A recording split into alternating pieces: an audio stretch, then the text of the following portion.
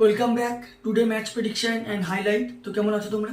আজকে আমি আলোচনা করবো Bangladesh premier league 2024 final match, যেটা খেলা হবে Comilla victorians versus fortune Barishal.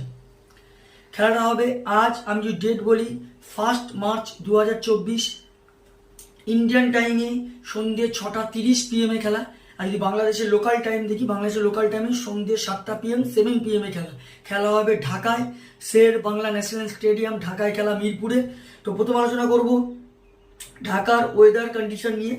যদি ওয়েদার দেখি, রেন তো নেই, নো রেন, ক্লিয়ার স্কাই আছে। এই সময় 24°C আছে। পিচ যদি আমি ক্যালকুলেশন করি, তো এখানে একটা কথা বলবো।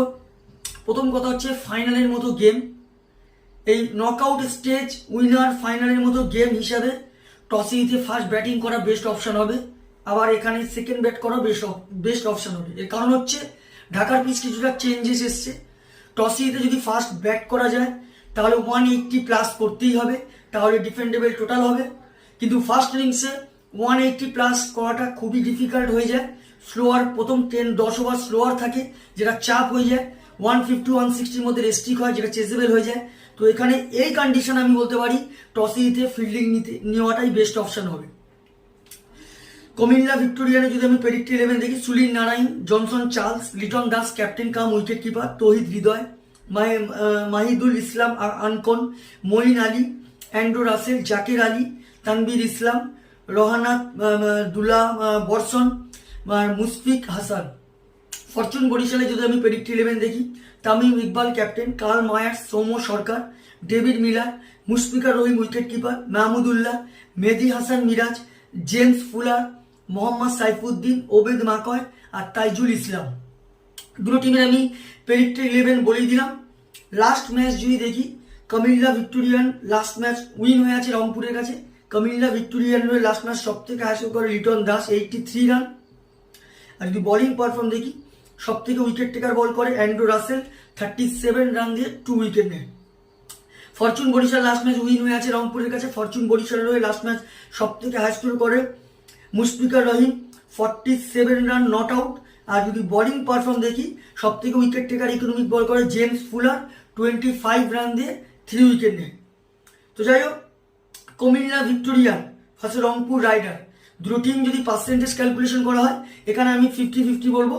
তবে ব্যালেন্স টিম হিসাবে আমি ফরচুন বরিশালকে দেবো।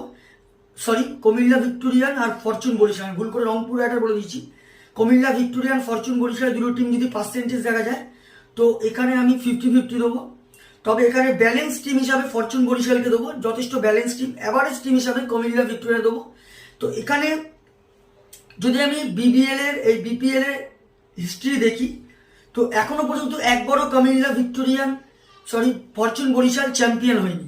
কুমিল্লা ভিক্টোরিয়ান প্রায় 3 থেকে 4 বার চ্যাম্পিয়ন হয়ে আছে।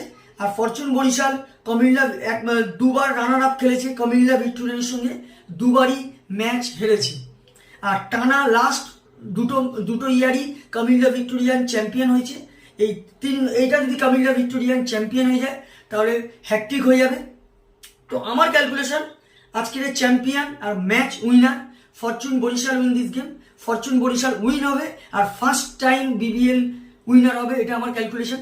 আর যদি এখানে টপ ফ্যান্টাসি পিক দেখি, কারা কারা এই ম্যাচে পারফর্ম করতে পারে, কুমিল্লা ভিক্টোরিয়ানে যদি টপ ফ্যান্টাসি পিক দেখি, জনসন চার্লস, লিটন দাস,